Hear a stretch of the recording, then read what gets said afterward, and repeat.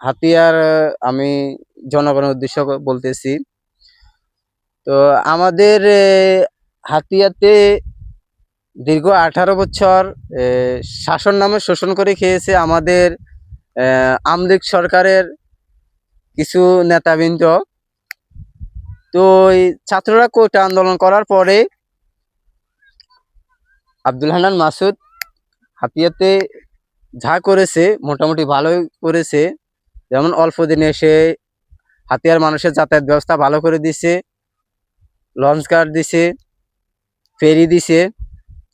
মোটামুটি আসলে বেচারি মানুষ ছোট হইতে পারে, কিন্তু ওর উপরস্তর কর্মকর্তাদের সাথে ভালো সম্পর্ক থাকার কারণে সে এগুলা করতে পারছে। তো আমি যতটুকু ঘাঁটি দেখলাম, মোটামুটি হাতিয়ার মানুষ তাকে অনেক ভালোবাসে, অনেক পছন্দ করে।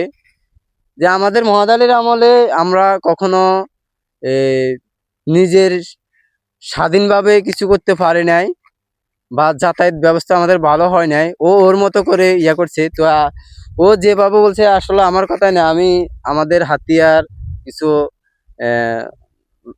জনগণের কাছ থেকে জানবো যে সে কিভাবে হাতিয়াতে শাসন করছে বা শোষণ করছে।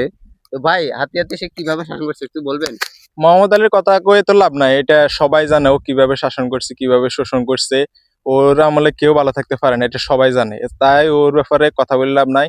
আমি কথা বলতে চাই আব্দুল হান্নান মাসুদের ব্যাপারে। উনি হাতিয়াতে এই শেখ হাসিনা যাওয়ার পরে 2 বছরে যা কিছু করে দেখাইছে, এটা প্রশংসনীয়। এই যে বাংলাদেশ স্বাধীন হওয়ার এই 55 বছর পূর্ণ হয়েছে মনে হয়, আমার একটু যতটুকু ধারণা।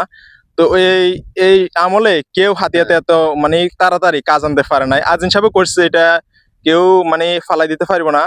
তবে সব থেকে বেশি মানে এই 1-1.5 বছরে 2 বছরে যা করছে হান্নান মাসুদে, এটা প্রশংসার যোগ্য।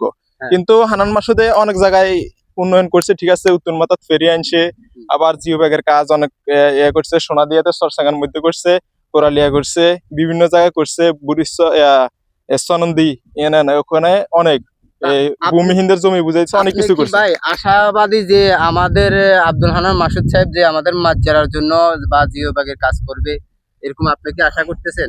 আশা তো অবশ্যই করতেছি, সব জায়গা যেন করতেছে, এখানে করতে হবে। রাশেদের দিকে দেখাও, এদের এখন নদী ভাঙ্গে সব বিলীন হয়ে যাচ্ছে। যদি হান্নান মাসুদের লোকজন আসে এখানে পরিদর্শন করে বা কিছু একটা করে, ভালো কিছু হওয়ার আশা করতেছি। আর হান্নান মাসুদ যদি সময় থাকে এখানে দেখাইলাই মানে ওইলে আশা হলে ভালো হইতো। এখানে মানে মানুষ স্থায়ীভাবে ঘরদুয়ার করতে পারতেছে না, নদী ভাঙ্গার কারণে ভয় পাইতেছে।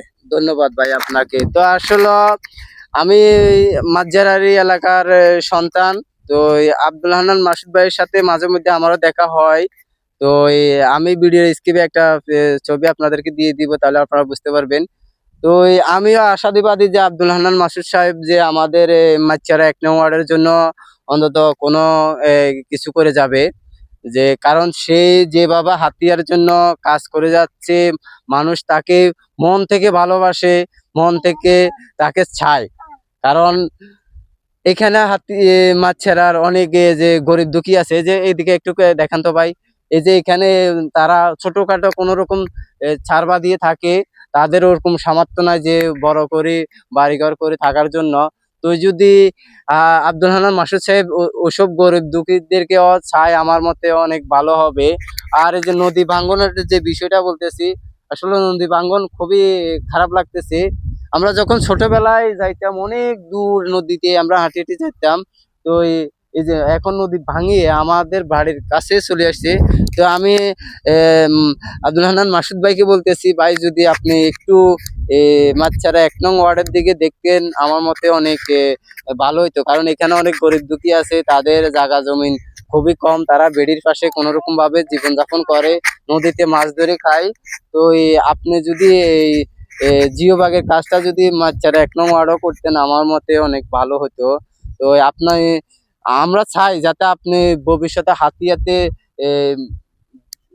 সবার মন জয় করে প্রাণপ্রিয় নেতা হয়ে থাকতে পারেন, একটু আমাদের চাওয়া। তো এই ভিডিওটা যারা দেখতেছেন একটু শেয়ার করে দিবেন, যখন সবাই আমার এই ভিডিওটা দেখতে পারে। দেখতে পারলে হয়তো বুঝতে পারবে যে মানুষ কোথায় কোন অবস্থানে আছে, কে কি কি অবস্থান থেকে কতটুকু কথা বলতে পারতেছে, বা কার অবস্থান কোথায় আছে, কে কি সমস্যায় আছে।